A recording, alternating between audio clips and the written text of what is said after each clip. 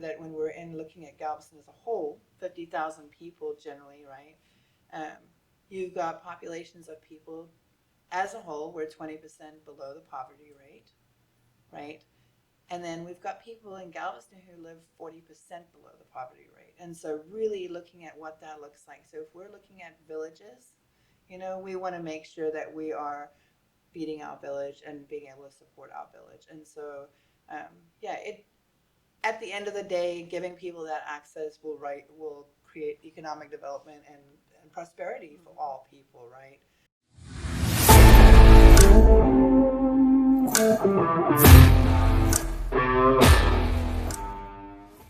Welcome to Small Biz Connect, where we talk all things small biz. I'm Amy Reed, Director of the Galveston County Small Business Development Center. SBDCs are funded federally and in part by state funding. Today we are joined by Candy with Vision Galveston. Welcome, Candy. Thank you, Amy. So we'll just get right into it. Tell me about Vision Galveston. What is Vision Galveston? Yeah, so thank you for asking. Collective impact is what we are. So what that means basically is that we're gap fillers. We were formed in 2019. So a couple of the foundations went on a learning journey and saw something in Detroit that was really working for Detroit and decided that they wanted to see that being replicated in Galveston because there was so much impact.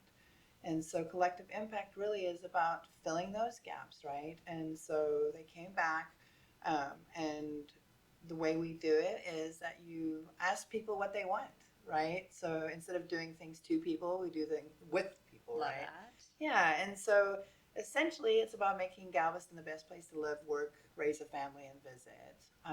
And so we gathered about 8,500 surveys. I was actually a resident in that survey collecting. Um, kind of skeptical, was working in another organization at the time because Galveston's planned to death, right? So it's a finite land mass, and so it becomes easy to see what the impact looks like on stuff. So I was one of those skeptical people, and so I went ahead and gave my input, but then that was it, right? So 2019, 8,500 data points, which is a huge amount of data. I've since learned how big it is. Actually, it's 15% of the population in Galveston came out and gave their input, which is double the voting, actually, I think, from really the last good. election. Yeah. I know, it's sad that it's the voting. I know, but we know what that looks like, so Yeah. that's really good. Yeah. Yeah, so and it was about making sure that demographically, that it was representative. So that's a big part in Galveston, since there's so many different experiences going on in Galveston.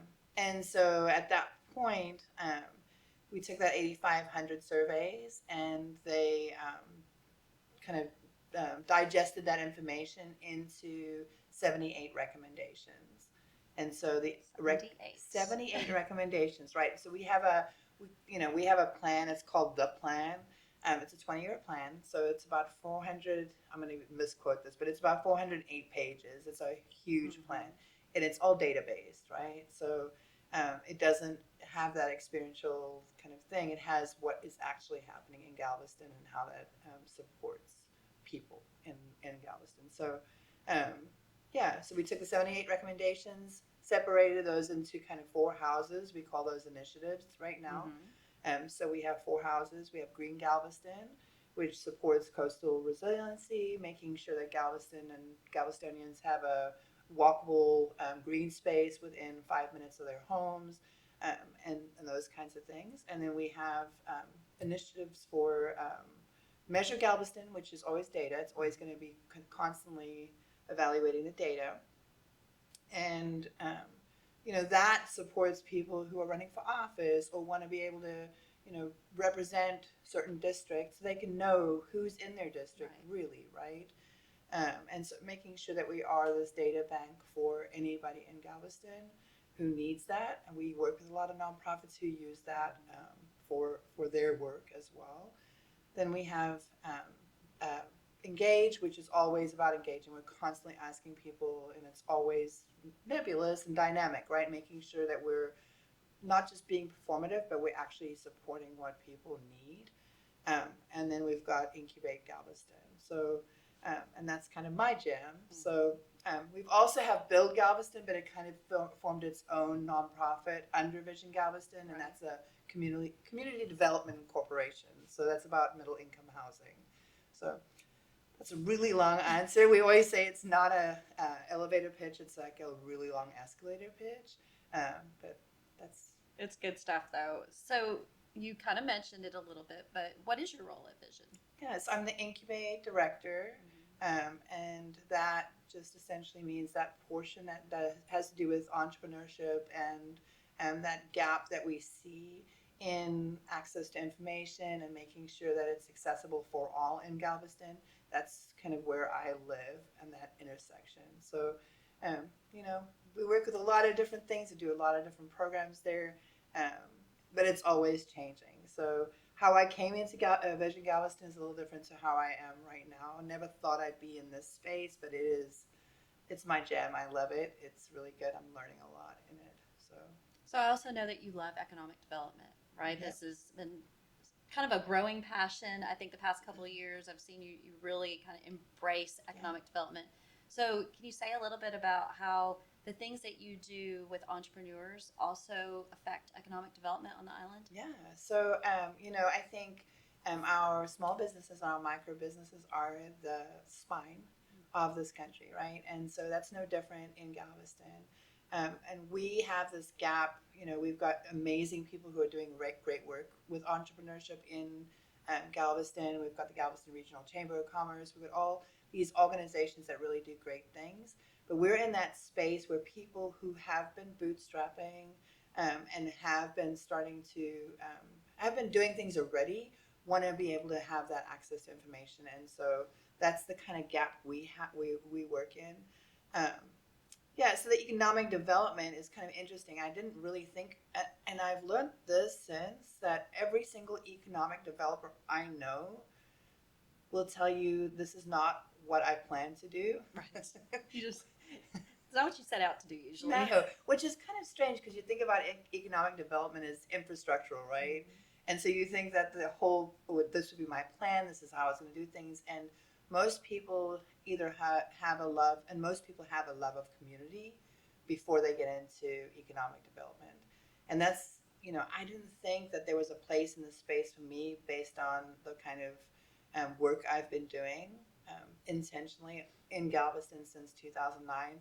But this is really the backbone of it, right? And so if people are supported and have access to information, have access to resources, have access to the people who can support those things, it just drives the economic development for everybody, right? And so, you know, and I'm going to use the old adage, it's kind of a cliche one at this point, but it is that, you know, rising tides raise all ships. And so with Galveston specifically, there is so much disparity when it comes to, you know, economics, right? We've got a lot of lucky, very wealthy people who can own second homes and beautiful homes and the history and, you know, have that. But we have people who've been there for a very long time too, who are, you know, historic in that space as well, right? But have been economically disadvantaged throughout this process of storms and whatever other things. You know, we've got disinvested spaces in Galveston, you know. So making sure that when we're in looking at Galveston as a whole, 50,000 people generally, right? You've got populations of people as a whole, we're 20% below the poverty rate, right? And then we've got people in Galveston who live 40% below the poverty rate. And so really looking at what that looks like. So if we're looking at villages, you know, we want to make sure that we are feeding our village and being able to support our village. And so,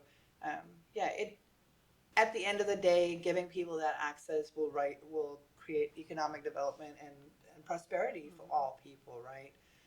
But it goes further than just the economics of it for me, right? I did not answer your question, I don't think, but I answered someone's question or your question. You did later. Answer the question. So let's pivot just a little bit and let's talk about one of y'all's, I would say one of your larger programs, at least, that you are a part of, and MOTAR. Yeah. So tell us, what is Mortar and where did Mortar come from? Yeah. So, again, a learning journey. So, um, every now and then, our founders will send us on learning journeys, and it's not just us. They'll send people from the city. They'll send people who are instrumental in making some of those choices.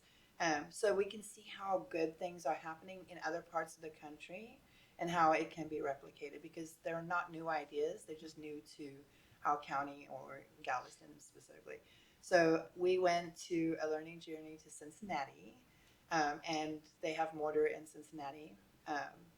And it is a program created by Alan Woods, who was going to, a neighborhood, so over the Rhine neighborhood, OTR is what they call it in Cincinnati, is, a neighborhood that was very blighted, disinvested, that was coming up. There was some gentrification happening, but a lot more investment going on in this neighborhood. And it is a predominantly black neighborhood. Right. And because of that, he was seeing that some of the restaurants had the woman who made the best mac and cheese working in the back of the restaurant and not owning the restaurant. And so he was seeing it enough in his neighborhood to say, like, this, what's going on here? Something's not right, right? And so he developed this program over a period of time to be able to support that gap, to create a culturally competent program that demystified some of the language and the concepts, but also dealt with some of the emotional, parts of it, right, in a way that addressed it as a culture. So um, it's a 15-week program, and so they have since expanded to other cities, other cities. I mean, Texas might be Yeah, its own country. yeah. Well, that's true, 100% true. And Galveston is its own country anyway. Right. We always say close to Texas, right? But yeah, so they, we were like, okay, we want this to be, where we are, and they were like, yeah, we've been thinking about Houston, and we're like, oh no, we talking about Galveston first, and then so they came and looked and saw, and they did a very exhaustive process. Really, it's not just something you can buy. They have to look and see if this is actually a good fit, right? Is there enough support? Is there enough need? Those kinds of things. And so again, it goes back to that performance rather than being actually something that we can implement. And so they came here, did all that fun stuff. And we, because of the Ippolito Foundation, the Mitchell Foundation, they decided that this is what we needed. So we started in Galveston. We started small. It's a 15-week accelerator program. We often say it's not about the work, it's the work. Right. And you've been part of that. SBDC's been part of that in such a, I call it a power partner, because it's different than a regular partner. But it is a phenomenal program. The amount of growth that people do, and it's one of those programs, I think, really, it is what you get out is what you put in. Mm-hmm. I've never seen it where it's so much of a transaction, right? And so the amount of growth that people can do within that space, not just learning about the information that they need, having access to subject matter experts within those fields, having, we've built up workshops in that space. I do ask experts, so we can have an hour along with somebody who's really good at that one thing that they do. And learning that you don't have to do everything yourself, right? Where there's some of all our parts. And so small business owners, especially when it comes to some cultures, asking for help has been historically received or historically not served people. Yes. And so this is a safe place to create that. And we have facilitators who are Mortar alumni, people who know what it is like. All our subject matter experts are small business owners as well, because it's not just that you know how to really do something well. It's about knowing a culture and understanding what it takes and the vulnerability and the it's a lonely journey, entrepreneurship, and knowing that you get that from a very, very organic, authentic level, and you can be able to share on that is a super powerful thing. So, is there maybe a success story from someone who went through the Mortar program? How many cohorts have there been now? So we just actually, this is probably why I look super tired. Last night we graduated our 4th and 5th cohorts. Actually, our first one in Texas City. So over on the mainland. Yes, on the mainland. So that is like super powerful, and I'm sure we'll talk about that in a second. But we have now, with last night, have 43 alumni, and so success stories, so many. When I first started this, I think I had an unspoken idea of what, or measure of what success would look like. Really, because I'd never done a program like this. And so my unspoken or unrealized subconscious expectation was that everybody who starts finishes, and that is what it's going to look like. That is not at all. And I was very disappointed that first time I had somebody who was like, I need to not do this anymore. This program has off ramps built in the 5th week and the 10th week, because we say life be lifing, right? And so if it's not the time and it's not the season, or you realize that this is not what you want, that is so valuable to understand those things before you invest time, energy, time away from family, tears, sweat, blood, all the things it takes for an It's a big commitment. Yeah. So, I will say, success story. We had a mom. This is not somebody who finished mortar, so this is where I have to like really navigate through those things. We had a mom who has 3 children, single mom. She was doing hair out of her apartment, okay? And everybody went to this mom to get their hair done. So anybody ever you were like, who twisted your braids or whatever else, it would be this person. Well, during the cohort she got her car repoed. Her lights got cut out because she's, trying to do all the things that she was trying to do. And we had the 5th week off ramp, and we had that hard conversation, and she was like, you know what? I've realized I'm not ready to start my own business. What I need to do is go back to school and get my license for cosmetology, and I need to start working in a salon so I can start getting that experience. So because of the power and the sum of us all, right, and the fact that vision is in the community consistently, and people really want to support all the time with whatever time, treasure, and talent they have. Right. We have so many people who are in part of that village. And so we had a salon owner who was like, I'll give her a chair, right? Awesome. And so she was operating in that space, doing that. She's going to Galveston College 3 times a week, doing that and taking care of her business, right? She's since had another kid, and so she's handling those things. And for me, that's a measure of success. Even though she didn't graduate through the program, she's still part of the cohort, right? And the powerful part is when she is ready, she can come back. Right. And so that's, I think we've got so many. We've got a hot sauce company, a husband and a wife, phenomenal story. They're fun. They're going international. Yes, they're going international. Yeah, she was telling me last night. That's amazing. And so she, and this is where I love it, because we become like family, because I was her first pungal above her family, because she said, Candy, I need to tell you this, because he had written this poem, and it was really fun, and so they led with that and for part of the pitch for this international contract. Yeah. But their value proposition, which they worked on during mortar, the company told them that value proposition and knowing how it sets them apart from everybody else and being so strong with that was the thing that got them. Wow, that's amazing. And so that's their work. They did that, and so this program gives you an opportunity to really take a bird's eye view of your program and then magnify into the specific parts, because every week is a different thing. Cost analysis, marketing, whatever other sections of the business. Most small business owners don't have the time to sit there and actually think about their business. They're too busy working in their business to work on their business. Exactly. And mortar, I think, gives you an opportunity to take that step and see what you need to do for that. Hot sauce company, we've got a woman who owns a spa, right?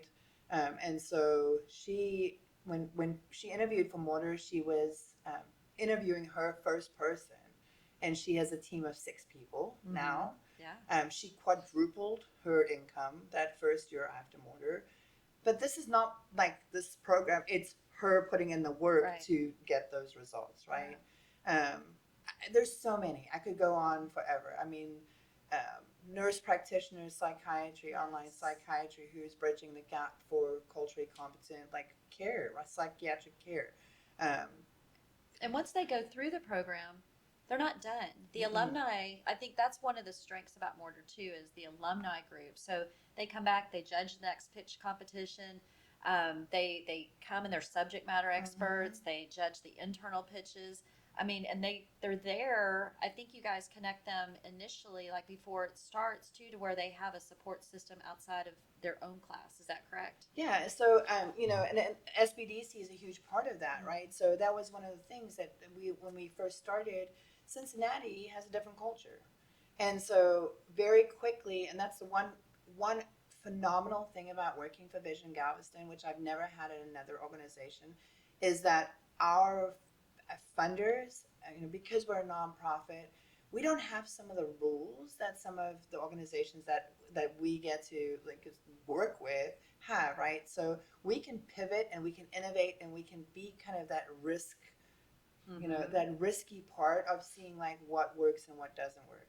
And I love that part because I love being creative. I'm an artist, and that is one of those things that when we create intentional relationships, right? I don't want to have a performative relationship. I don't want to walk in a room and say, "Hi, my name is Candy," and shake hands like that. You know me. That's not how I roll. No. Because at the end of the day, like the value that we can add to each other is important, and the Mortar alumni are so valuable because they, in itself, it just becomes this like gift that keeps giving, right? And so, yeah, it is. It's not only like we talked about entrepreneurship being a lonely sport. I've often heard Mortar being referred to as a support group for entrepreneurs because they'll come in there like for the first time saying, I don't know anything about accounting or I don't know anything about marketing, It's the first time that you don't have to be an expert, right? And that becomes a really beautiful thing. Connecting with organizations and people who are like-minded as well, right? I know that my most powerful part about who I am is the people around me. It is relationship is everything, right? And so I want to connect with people who really care about the work, like you guys. SBDC are so vested. Your team, you are so vested in the work, and it shows. I love the fact that you also don't sugarcoat things. You tell it straight from what your experience looks like, and that is a valuable thing, right? And to be able to connect people in that space of saying we're here to support you, not just for this 15 weeks, but as soon as I really initially get that application and start having those conversations, those people are in my cell phone. Yep. They're texting me. I mean, last night we were texting until 1:00 because everyone's so excited about being done. Adrenaline, Yes. And I was just like, everyone becomes like siblings to me. It's like, I'm so proud of you. Well, you can tell they love you.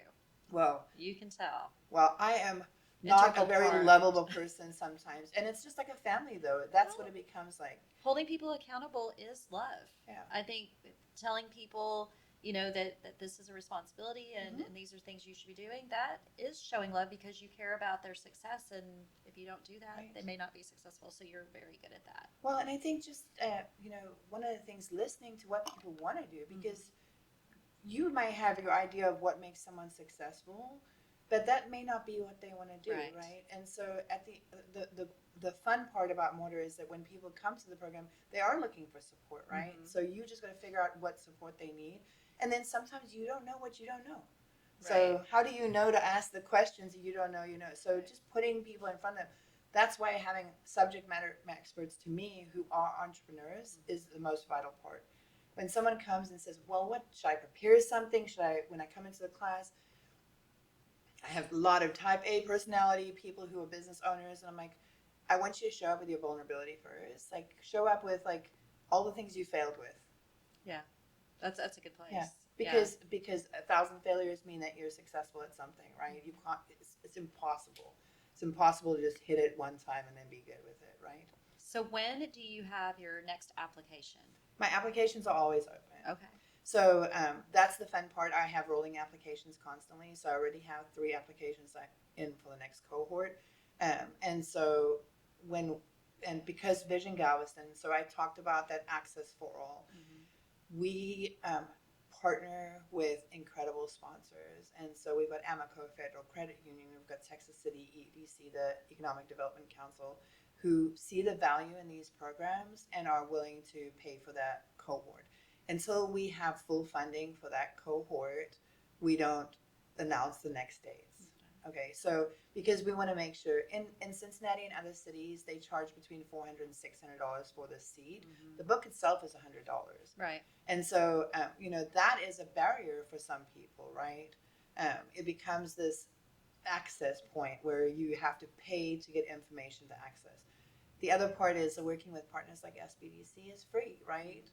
I mean, people don't understand that. And so when you come to a place where you are like, okay, this is fully, somebody believes in you enough to pay for this seat, and for you to be able to come through this. Everything is free. Every workshop, every single thing we do is free, but not at no cost. Right. So that's a difference, right? And I think we have a college who are interested in possibly taking their cosmetology program and building out a specific mortar for that cosmetology program, because cosmetologists are going to go, Yes. even when they work in a chair at somebody else's salon, they're still an own Right. contractor. So you need to know what you're doing, so you're not fumbling and struggling and wasting a lot of time. Right. We don't live long enough to make all the mistakes ourselves. No, and you don't want to be in survival mode forever. No. Last question. Yes. How do they connect with you? So visiongalveston.com, very easy. My name's Candy, so candy@visiongalveston.com. Can email me directly, call me, 409-457-6347. I always tell people anytime you need to, text me or call me, and that's fine. I won't answer if I don't want to. Or I can't. And we'll make sure we put all the contact details in the caption too. So, to our listeners, thanks for tuning in today to Small Biz Connect, where small business meets big ideas. And until next time.